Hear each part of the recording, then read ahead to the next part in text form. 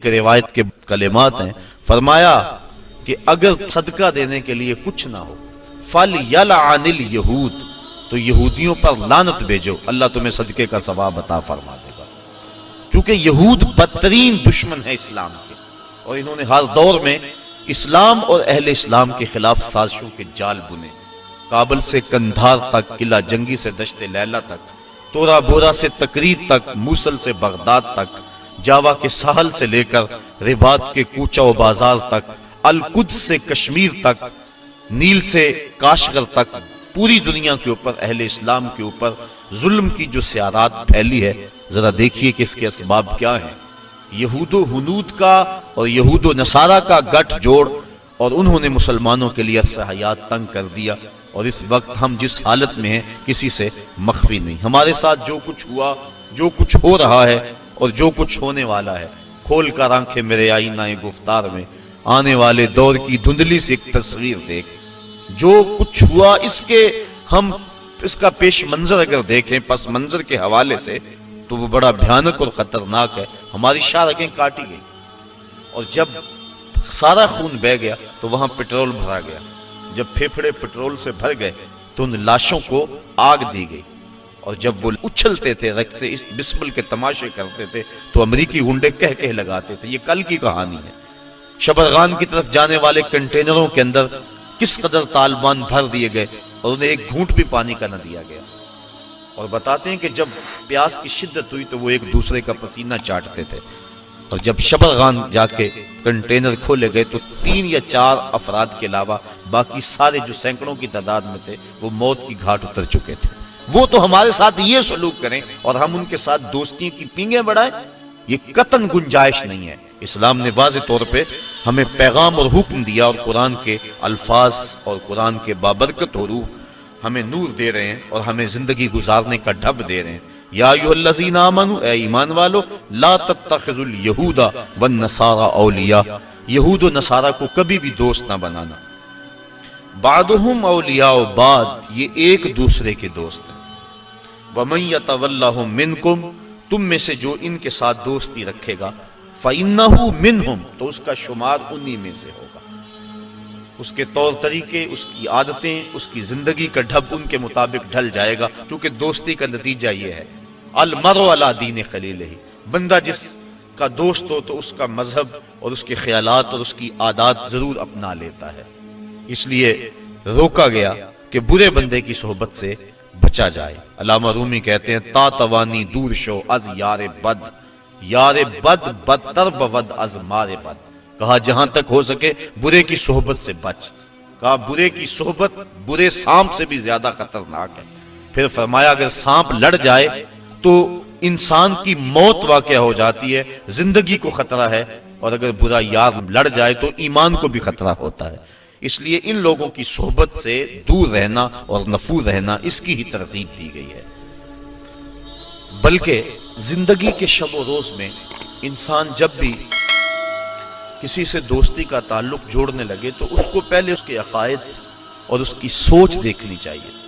حضرت علی المرتضیٰ رضی اللہ تعالیٰ عنہ کے قول کے مطابق 15 سال سے لے کر 20 سال تک کی جو عمر ہے، یہ انتہائی اہم عمر ہے، اور اس عمر کے اندر اپنی اولاد پر خصوصی نگہداشت رکھنے کی ضرورت ہے کہ ان کی صحبت، مجلس اور دوستی کسی برے شخص سے نہ ہونے پائے۔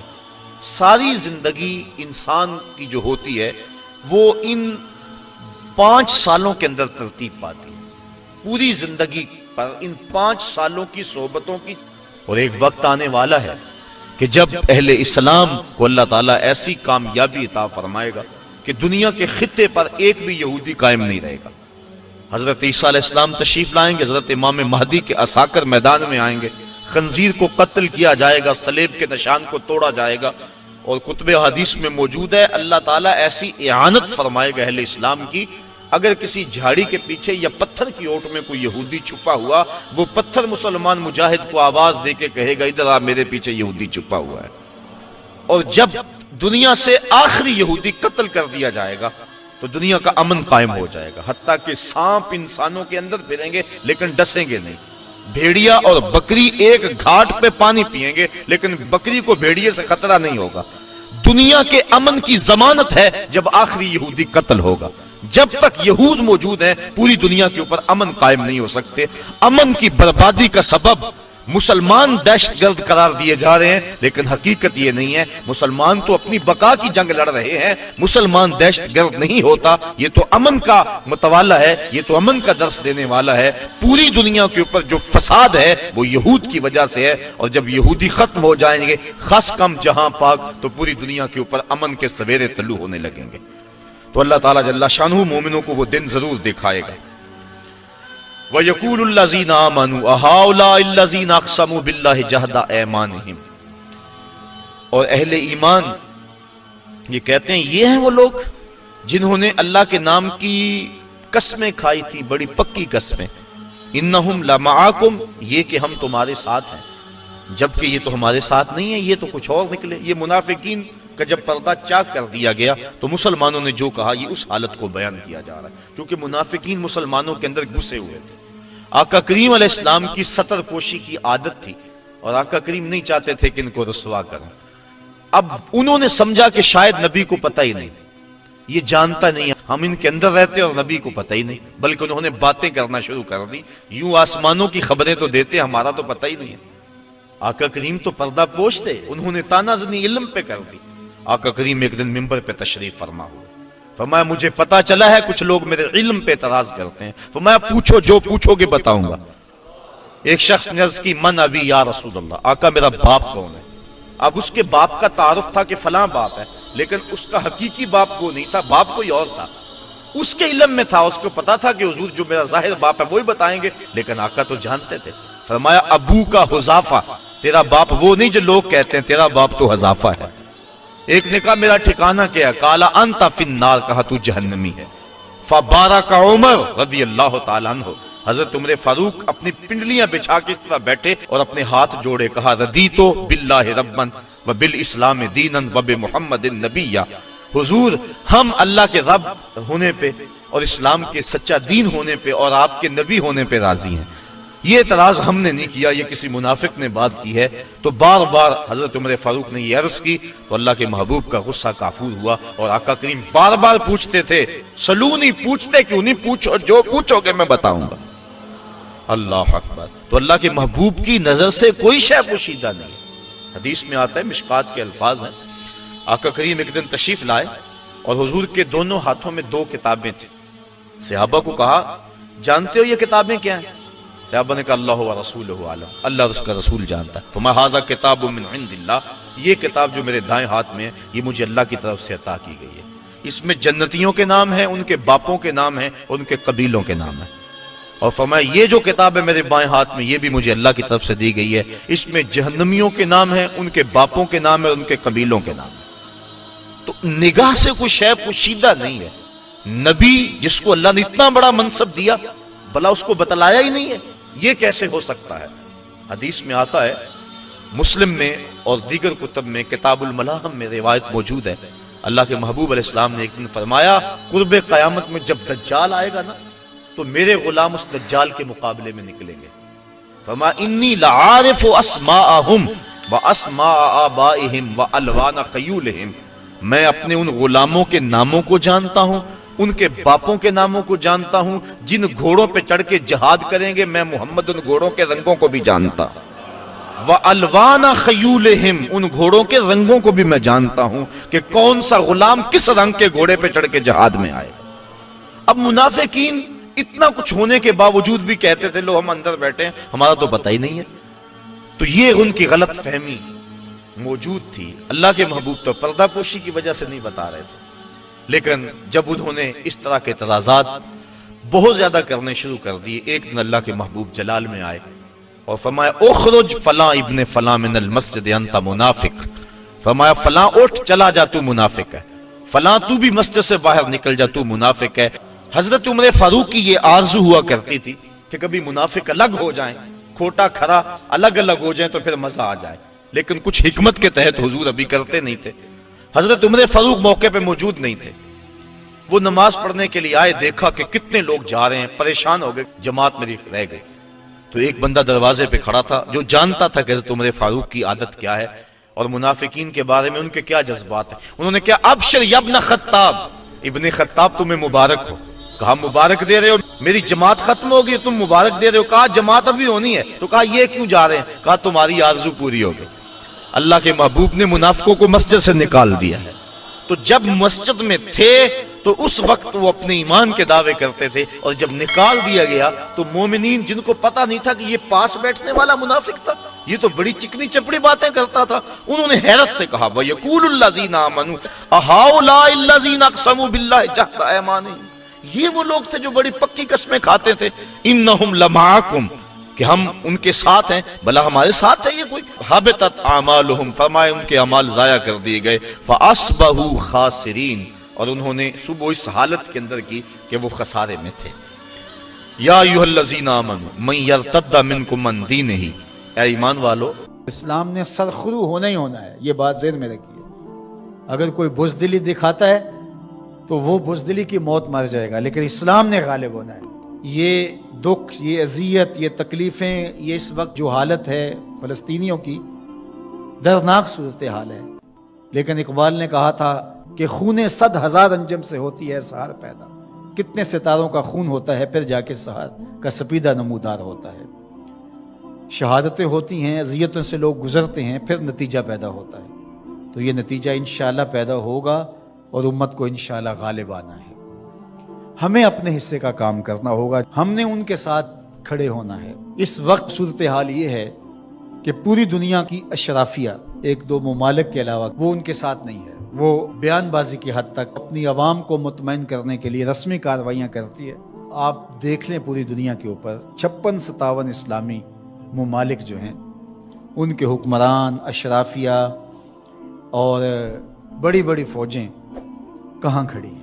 سفارتی سطح پہ خلوص کے ساتھ کوشش کی جائے، اور اگر لگتا ہے کہ یہ کوششیں برآور نہیں ہوں گی تو ہمارے پاس یہ راستہ موجود ہے جہاد کا. جب آپ کے پاس طاقت ہوگی، توانائی ہوگی، تو پھر آپ کی سفارتی بات بھی مانی جائے گی. رشی کے فاقوں سے ٹوٹا نہ برہمن کا طلسم، عصا نہ ہو تو کلیمی حکار بے بنیاد. حضرت موسیٰ اگر کلیم اللہ تھے، ایک ان کا وصف تھا، لیکن دوسرے ہاتھ میں عصا بھی تھا. جہاد کا آپشن موجود ہے آپ کے پاس، اور انہیں پتا ہو اگر ان کی بات سفارتی سطح پہ نہیں مانے گی تو یہ راستہ ان کا کھلا ہوا ہے اور اس سے گریز نہیں کریں گے، تو پھر آپ کی بات سفارتی سطح پہ مان لی جائے گی. لیکن انہیں پتا ہے کہ یہ چیخ چلا کے رو کے جو ہے وہ پھر خاموش ہو جائیں گے، تو وہ آپ کی اشک شوئی بھی نہیں کریں گے. محض ایک رسم کے طور پہ کاروائیاں ہوں گی اور بات ختم ہو جائے گی. سلامتی کونسل اقوام متحدہ ہمیں کیا دے گی؟ وہ تو استعمار کی باندھی ہے، ہمارے لیے وہ کچھ نہیں کر سکتے. امت کو اپنا پلیٹ فارم فراہم کرنا ہوگا، اور امت کو اپنے مسائل حل کرنے کے لیے ہمارے پیغمبر نے جو راستہ جہاد کا دیا ہے اسی راستے پہ چلنا ہوگا. پھر دیکھنا کہ کس طرح کفر دم دبا کے بھاگتا گھٹنوں کے بال آتا ہے. مسلمان کا مقابلہ نہیں ہو سکتا اگر وہ غیرت پہ آ جائے تو. دوسرا، اس وقت وہاں بیچارے لوگ سسک رہے ہیں، ان کے پاس دوائیں موجود نہیں ہیں، اور ان کے پاس غذائی قلت ہے، مکان ان کے ختم ہو گئے. اقوام متحدہ کی رپورٹ کے مطابق 52,000 لوگ بے گھر ہو گئے، اور کہیں اس سے زیادہ لوگ بے گھر ہوئے. یہ تو ان کی رپورٹ ہے. تو اس لیے اللہ نے ہمیں آسودہ زندگی دی ہے، تو ہم آدھی روٹی کھا لیں اور آدھی روٹی ان اپنے مسلمان بھائیوں کے لیے بھیجنے کی کوشش کریں. الحمدللہ ہم نے ادارۃ المصطفیٰ کے تحت وہاں کام کا آغاز کیا ہے.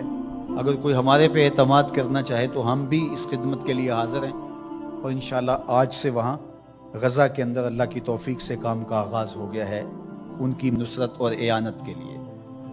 باقی مختلف ذرائع ہیں، ان کے ذریعے سے آپ جو ہے وہ ان کی مدد کر سکتے ہیں. آپ کو اطمینان ہو جہاں تو یہ کام کرنے کا ہے. اس وقت سوشل میڈیا اور دیگر جو ابلاغ کے ذرائع ہیں وہ بہرحال اس دور کے اندر مؤثر ہیں، اور ان کے ظلم کو، جبر کو بے نقاب کرنے کے لیے یہ ایک اچھا ذریعہ ہے. اور اس مرتبہ پہلی بار ایسا ہوا ہے کہ پوری دنیا کے اوپر ان کے جور و ظلم سامنے آئے ہیں. پہلے ان کا اپنا میڈیا تھا، میڈیا پہ قبضہ ہوتا تھا اور کچھ باہر نہیں نکلنے پاتا تھا. لیکن اس مرتبہ کیسے کیسے مناظر جو ہے وہ آپ کو دیکھنے کو مل رہے ہیں، اور لوگوں کا جذبہ اور جوش و خروش آپ کو دیکھنے کو مل رہا ہے. تو ہمارے پاس جو بھی ٹولز ہوں ان کے ذریعے سے ہم ان کی آواز کو پوری دنیا کے اوپر پہنچائیں. یہ ہمارا کام ہے جو ہمیں ہر صورت کرنا چاہیے. اسی طرح ان کی مصنوعات کا بائیکاٹ کریں. اپنے ملک کی بنی ہوئی مصنوعات کو متبادل کے طور پہ استعمال کریں. ترکی کی مصنوعات کو متبادل کے طور پہ استعمال کریں. کفر کی آنکھوں میں کھٹکتا ہے ترکی، وہ چبھتا ہے ان کی آنکھوں کے اندر کہ کس طرح اس کو مٹا ڈالیں. تو ان کے ساتھ کھڑے ہوں. آپ سیاحت کرنے جاتے ہیں تو ترکی جائیں دیگر مغربی ممالک کی بجائے. ترکی میں انبیاء کی قبور موجود ہیں، صحابہ کی قبور موجود ہیں، اور ترکی میں اصحاب کہف کا غار ہے. ہماری تاریخ ہے ترکی میں بہت ساری. تو وہاں دیکھیں اور وہاں ان کے لوگوں کا جذبہ اور ان کا ایمان اور ان کا اخلاق پھر پاکستانیوں سے جس طرح وہ ٹوٹ کے محبت کرتے ہیں. ترکی کی مصنوعات کو استعمال کریں، دیگر بلاد اسلامیہ کی مصنوعات کو استعمال کریں، پاکستان کی مصنوعات کو استعمال کریں. معیار میں کم ہی کیوں نہ ہوں کوئی بات نہیں ہے، مصنوعات جو ہیں وہ اپنے ملک کی، اپنے وطن کی استعمال کریں. تو بائیکاٹ کریں گے تو انشاءاللہ اس سے ان کو مالی نقصان ہوگا اور جو ہے وہ مسلمانوں کو اس کا فائدہ ہوگا. اسی طرح جو ہے وہ ان کی اخلاقی مدد کریں. جو صحافی ہیں وہ ان کے لیے لکھیں، جو بولنے والے ہیں علماء وہ تقریروں میں، تحریروں میں، گفتگو میں لوگوں کو اویئرنیس دیں. اتحاد امت کے ذریعے سے ہم ان کی مدد کر سکتے ہیں. امت اگر متحد ہو جائے، جغرافیائی تقسیمیں، لسانی عصبیتیں اور باہمی ہماری ذاتی رنجشیں اور نفرتیں جو ایک دوسرے کے خلاف کھڑی ہو جاتی ہیں اور جس سے امت کا اتحاد پارا پارا ہو جاتا ہے، یہ بدبختی ہوتی ہے. تو ان ساری تقسیمات کو رد کر کے حضور کے نام پر، قدس کے نام پر، قرآن کے نام پر، توحید کے نام پہ ہم جمع ہو جائیں. الکفر ملت واحدہ، سارا کفر ایک ملت ہے، تو مسلمان کیوں جمع نہیں ہو سکتے ہیں؟ حضور کے نام پہ سب جمع ہو جائیں. امت کی وحدت اس بات کا پیغام ہے کہ دشمن کے چھکے چھوٹ جائیں. میں اپنے ساتھ جڑے ہوئے تمام لوگوں کو کہتا ہوں اپنی اولادوں کو بہت اچھا پڑھائیں، ان کی دینی تربیت آخری حد تک کریں، اور ان کی جو دنیاوی تعلیم ہے اس کو بھی بہتر سے بہترین انداز میں آگے لے کے جائیں.